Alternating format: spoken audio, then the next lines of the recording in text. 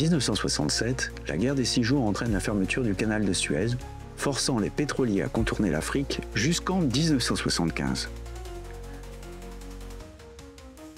En réponse à ce conflit, le site d'Antifer dans le pays de Caux est choisi pour accueillir des supertankers de 500 000 tonnes en 1969.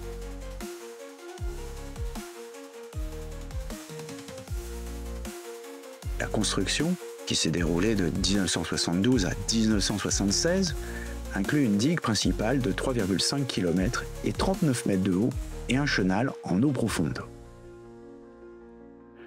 Le terminal peut alors accueillir des navires de 550 000 tonnes et Antifer devient ainsi le deuxième port pétrolier de France en termes de quantité traitée.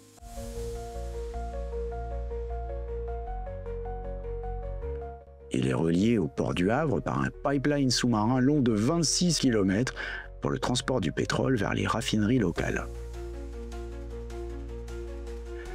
Le port est inauguré le 26 juin 1976 avec le baptême du Bacillus, quatrième plus grand tanker du monde d'une capacité de plus de 550 000 tonnes.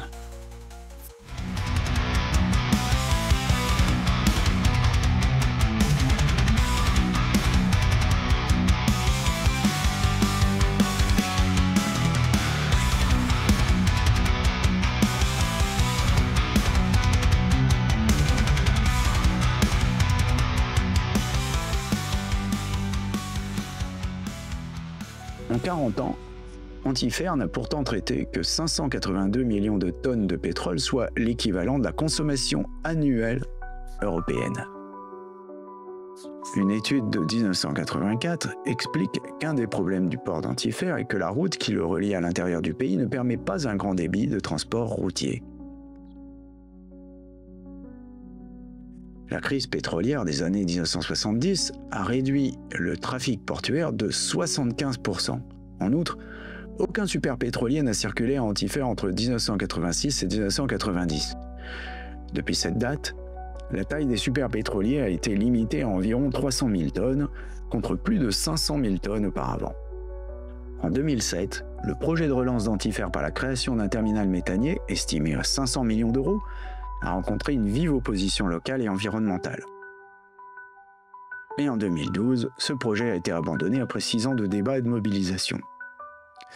Il est à noter que la zone naturelle autour du port est protégée en tant que ZNIEF, zone nationale d'intérêt écologique, faunistique et floristique, qui a fait l'objet d'une fiche du ministère de l'Écologie en 2011.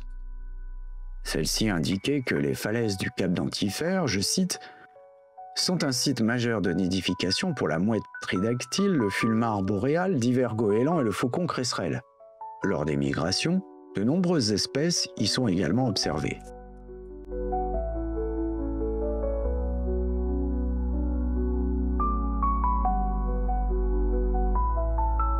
Une étude menée en 1975 a pourtant visé à mettre en évidence les impacts de la construction du terminal pétrolier d'Antifer. Selon le rapport de l'Ifremer de 1975, les travaux de creusement du port et du chenal ont fait disparaître environ 80% des animaux vivant dans le sable ou la vase, comme les vers et les petits crustacés, et les petites algues qui poussent au fond de l'eau. Mais ce n'est pas tout.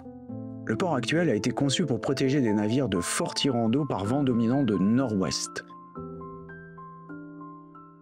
Pas de chance, les fortes tempêtes à répétition des années 2010-2020 étaient accompagnées de forts vents et de houles du sud-ouest. Des témoins expliquent que par gros temps, les pétroliers doivent trouver refuge au Havre.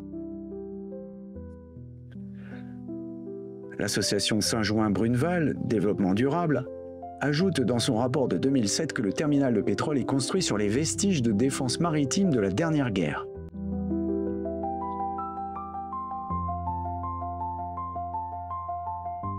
Poursuivons.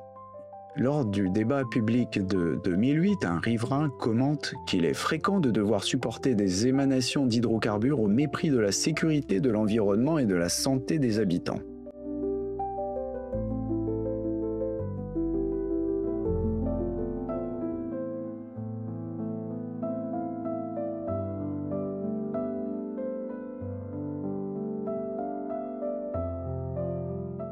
L'opération Grand Site validée en 2019, a voulu valoriser le site en accueillant, en pleine saison, un public de plus en plus nombreux au Cap d'Antifer.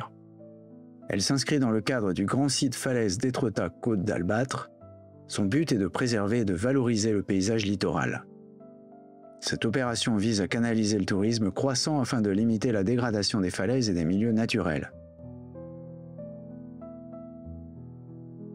Elle ambitionne une labellisation liée à la gestion qualitative des paysages, à l'amélioration des déplacements, du cadre de vie des habitants et à l'adaptation du territoire aux évolutions climatiques.